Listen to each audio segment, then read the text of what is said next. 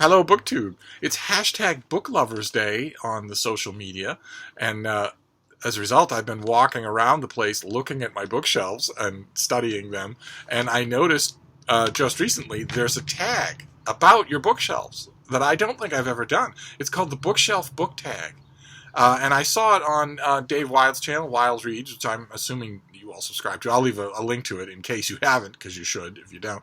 And it was apparently created by Serena at AWanderingMind, which was a booktube channel I didn't know anything about. And I really like it. So I'll link to both of them down below. And it's the Bookshelf Book Tag. It's all about your bookshelves. And I don't think I've ever done it before. None of the questions rang a bell with me, and a couple of the questions are numerical. And I hardly ever do numerical questions on this channel, so I haven't actually checked to see if I've already done it, but I don't think I have. And the answers would probably have changed. My bookshelves are not static at all. So question number 1 is, how many bookshelves do you have?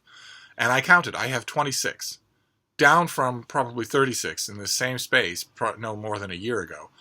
I've been getting rid of books, and as I get rid of books, in order to remove the temptation, I've been getting rid of bookshelves as well.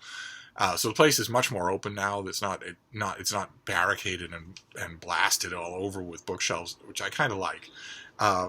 And question number 2 is the all-time question, $64,000 question. It's, how many books do you think you have? And I actually counted.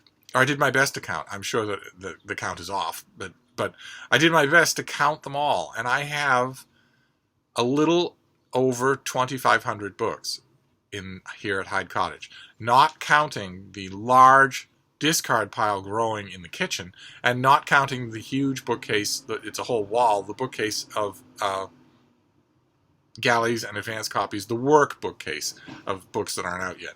Not counting either one of those, because on the one hand the discards are going, and on the other hand I don't know how many of the books on the work bookcase are ever going to stay, so I don't think it's right to call them mine. Discounting those, I have just north of 2,500 books, which I think in the ranks of BookTube will probably be on the short end. I don't know. I'll be curious to know how many books, what the total number is for everybody, for all of you, and where that stands. But one way or another, when I saw that number, I immediately thought, well, we could bring that down to 2,000 in very short order. I could bring it down to 2,000. I am intending to bring it down to 2,000 by the end of August. And it would kind of be nice to bring it down to 1,000 by the end of the year. I don't need more than 1,000 books. That's absolutely ridiculous, considering that I have access to really good used bookstores and thousands and thousands and thousands and thousands of books online. I don't think I need more than 1,000 books as one person. So, but right now the number stands at a little over 2,500 books, which, if you had checked here at Hyde Cottage a year ago, 4 years ago, 10 years ago, that number would have been enormously higher. So it is a large number, but I am making progress. Question number 3 is, how do you organize your books? And when I was looking around the bookcases, I realized it's not complete. It's sort of haphazard. All of the romance novels are together in one place. Most of the science fiction is together in one place. Most of the graphic novels are together in one place, with a few exceptions. All of the biography is in one place. All the biography occupies one wall. But not all of the history is together anymore. The fiction is scattered all over the place, and especially inside this room, this little, what Deb calls my man cave, inside this little book room, the organization breaks down almost completely. The Penguin Classic wall behind you, behind me, is organized roughly chronologically from left to right, just because I realized I did that a couple of months ago, but because I realized that I would go over to the Penguin Classics wall to look for a Penguin Classic, and I have no idea where it is, not even roughly. And I was spending a lot of time just poking around and staring and looking for things. So I decided to take everything off that wall and put it in some rough kind of order so that I can roughly zero in on where something is. But aside from that, there's precious little organization. I look at BookTube channels where people have things alphabetical by author, or on numbered bookcases or whatever, and I just, I'm not there. I'm not there at all. I'm not sure I'd want to be there. I tend to know where things are in the general sense. Question number 4 is, what is the oldest book on your shelf? And it's this. It's It's Mrs. Stepney Rawson's biography of Bess of Hardwick.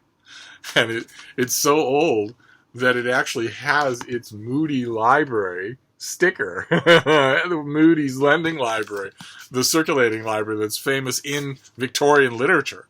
It's mentioned over and over again in Victorian literature, and here it is. I have one book with a Moody sticker in it.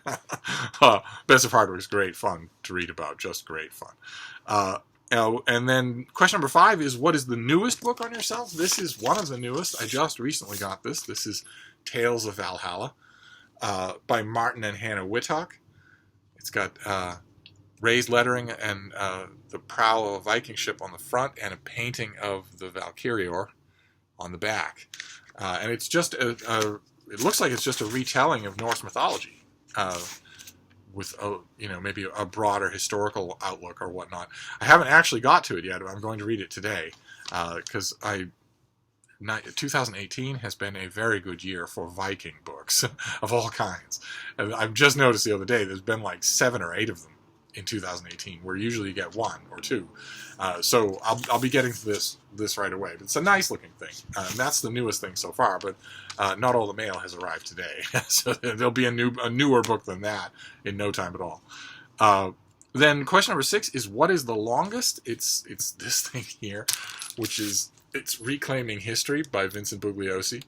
His book about the JFK assassination and all of the JFK assassination conspiracy theories. So the first 200 pages, he gives you a minute-by-minute reconstruction of what happened that day in Dallas, the history completely. And then he goes through every conspiracy theory about that day and deconstructs them all in favor of the Warren Commission report, that there was one gunman. That gunman was Lee Harvey Oswald, and he acted alone. He goes through every single one of the major conspiracy theories and gets the book all the way to 1,600 pages. And that would be a feat anyway. But the book comes with a disc in the back that contains his notes and subsidiary material. That's another 1,600 pages, in which he goes after minor conspiracy theories and elaborates enormously on points of interest. Some of the notes are 2 sentences long. Some of the notes are 200 pages, a whole book on their own. And the reason I know this is because I went all the way through it. I read the whole thing. I reviewed Reclaiming History, and I went through the whole of it exhaustively before I did so. So if you put the two of them together, it's at 1,600 pages. It's certainly the longest book in my collection. And if you include the notes as part of the book, then I think it's one of the longest books that I know of. A massive undertaking, massive, especially when you consider that the author wrote it in longhand on yellow legal pads. Just mind-boggling. And then, what is the shortest book in your collection? Why, it's a classic. It's Pride and Prejudice for guinea pigs. There's Lizzie Bennet. There's that dashing Mr. Darcy. This is Pride and Prejudice with guinea pigs. There's Lady Catherine, that's Lady Catherine de Bourgh. Her manner of receiving them was not such as to make her visitors forget their inferior rank. The party did not supply much conversation. There's Lady Catherine de Bourgh. I don't keep them together on the same shelf, but that's the longest and the shortest. Question number 8 is, what is the predominant genre? Fiction. By a wide margin. 3-1, fiction. I love biography, and I love history. I prefer nonfiction to the made-up stories, but nevertheless, in my collection, if you count science fiction, romance, classic fiction, contemporary novels, you put those all together, it dwarfs any other category. A little bit of a surprise, but biographies are harder to come by. The ones that I actually want to hold on to, the ones that I want to add to a permanent collection, are harder to come by, even at a store as great as the Brattle Bookshop. There will be weeks where I go there and don't come back with a biography that I intend to keep. Question number 9 is, have you done a bookshelf tour? I have. I have done many, many, many bookshelf tours.